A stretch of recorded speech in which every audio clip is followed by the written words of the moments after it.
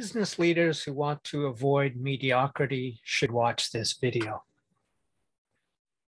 If you learn anything from this video that's valuable or memorable or worth sharing, please do that. Please share it, like, subscribe, anything like that. That would be wonderful. Thanks. So this is actually part 2 of a two-part overview before actually doing the book review on this. Here, I'll put the other card right here for the previous episode 114 of how to execute like Jim Collins. This is actually, as I said, a book review. It's just there was so much stuff to cover that I couldn't cover it all in one.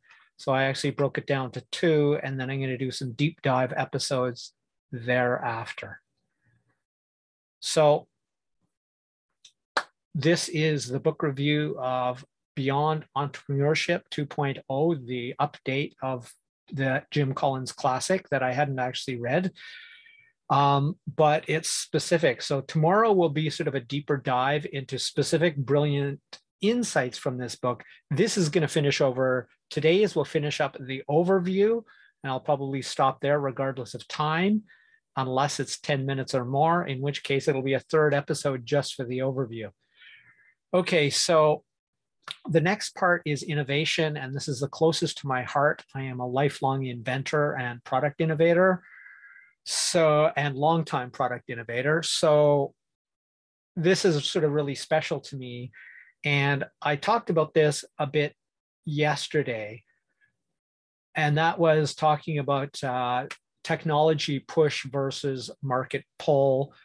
And Jim Collins' conclusion was, as he calls it, Jim's view from 2020 in the updated portion of this book. He says, the truth is both work.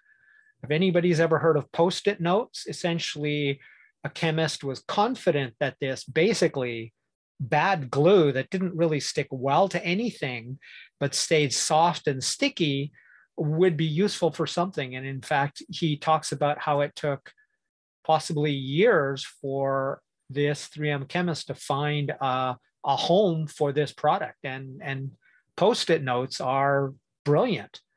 And it was more or less a failed glue, or a solution without a problem. So that was a technology push example. Now there's all sorts of other examples where, of course, now I can't think of one from the book, but where something became really useful. Let me give you a market pull example that's rather quite ancient. Do you remember when bikes used to have one giant wheel on the front and then one small wheel on the back? They were dangerous to get on and off of, but they had the big wheel because that's, all they could think of as an axle and pedals. And then someone came up with the chain so that you could actually have gear ratios, and that solved that whole problem. I would say that would be definitely a market pull. Another example of market pull would be, despite the fact that most people didn't have an automobile, mostly because they couldn't afford it, when Henry Ford came out with a comparatively affordable automobile, not cheap, but like something like 1/10 or 1/6 the cost of all other automobiles, that became a market pull product. So what I loved about it is how he talked about both work, both are real. Anybody who believes in only one or the other is not getting the whole pie. And I would argue, as well as he argues, that it's in fact in a continuum. You could have a product that is both derived from technology push and market pull, and anywhere along that continuum to sort of get the best result, the best of both worlds, as it were. Now, it could be to either extreme. That's totally good too. But the bottom line is, not all products come from market pull, and nor should they. You don't know if Elon Musk invented a flying car tomorrow that was anti-gravity, well, it came technology push, but everybody and their dog would probably want one. So the next part is, wow, it's already that fast, is called tactical excellence. And what stood out for me is deadlines, because I have a real sort of love-hate relationship with deadlines. I think deadlines by and large are a failed paradigm and don't really work that well. I won't get into why right now. I'll get into his very excellent solution that integrates some of my concerns into a solution. And of course, his is proven. Unfortunately, so far, mine I haven't been able to prove because I don't have the years and reputation in business that Jim Collins does. So he called it deadlines, freedom in a framework. And what was so great about this is he says, when you set a deadline with somebody, you set it with the person who's going to be responsible for keeping that deadline. And you basically go back and forth until they can commit to, or you say, if they give you a deadline and you think it's unlikely to be right, say, can you absolutely finish it by that deadline? We're not going to talk about rescheduling. Can you promise me? Are you absolutely certain you can finish it by that deadline? If they say no, then you get them to define a deadline they can commit to, come hell or high water, finishing a project by. So because they defined what that deadline was, and you basically let them know that's when it's expected to be done, that drives their motivation. And I agree in this case, yes, because they've defined it, and it also gives them a sense of urgency. I think there's another way to do it. I'm not going to detail that here today. The next thing that I loved is what he talked about, SMAC mindset. That is SM, big S, big M, small a, big C. And that is specific, methodical, and consistent.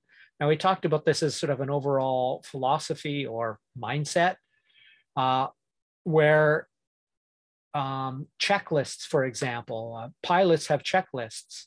You know, they might have been a pilot for 30 years, but they use checklists. In Atula Gawande's book, The Checklist Manifesto, they show very much, or he demonstrates very much, how even checklists are used by surgeons, and by them using this simple, almost childish technique has saved many additional lives. Pilots do it before, mechanics do it to make sure they've counted the right number of tools and none are left in the engine before that plane takes off. Jim Collins talks about that in this book. And so, right, you have a specific activity, you do it methodically, and you do it consistently all the damn time. Great frame. The next one in the book, since I'm basically doing a flyover of the main chapters and ideas, is expectations. And this was about managing expectations. And he talked about two planes on a runway, and one pilot just gave them the information they were given from the tower.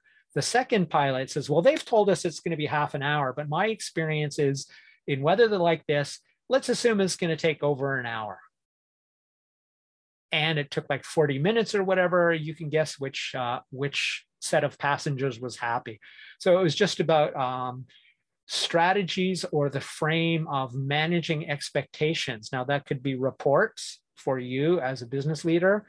It could be managing customer expectations, but this is in my own mind, fundamentally underutilized thing. I experience this especially as a consumer saying, you know what? I don't like our interaction, or I don't like you saying you can deliver on a promise and then not delivering it. I would rather you say it's going to take 7 days to 2 months and deliver it early than to do the reverse. And in Japan, that happens all the time. They tend to underpromise and overdeliver, and nobody ever complains about getting better service than they were promised. And then the last one, and this is going to be it for today, and the end of the summary, is make people OPERs. And OPERs are one person ultimately responsible. That is, on your teams, one person is ultimately responsible for the execution and success of one piece of the pie. That's really all we have time for. This has been Crush It Club episode 115, How to Execute Like Jim Collins, Beyond Entrepreneurship 2.0, book review overview. My name is Tim B. Green. Bye for now.